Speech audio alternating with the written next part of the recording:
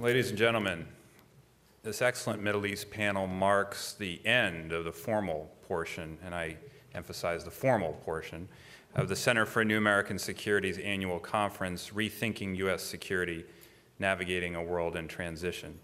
As you can see, CNAS is working to develop new approaches that will strengthen America's security at a time of great transition.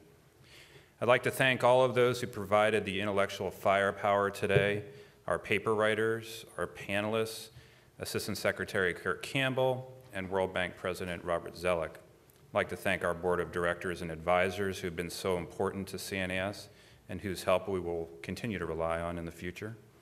And I'd like to thank the sponsors of today's conference and of all of our work over the past 5 years. We couldn't have done it without you.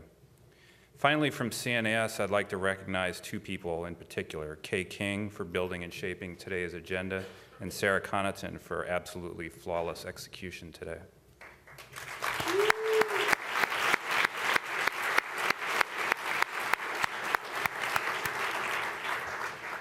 Let me mention that the next CNAS event will be the launch of Rajiv Chandrasekaran's new book, Little America, The War Within the War for Afghanistan. That event will take place on June 26th here at the Willard, and you're all invited and welcome to attend.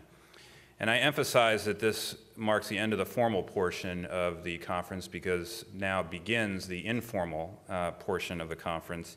And it is my pleasant duty to invite all of you to join us in the Willard's courtyard for further discussions, shall we say. Thank you very much for being with us today, and good evening.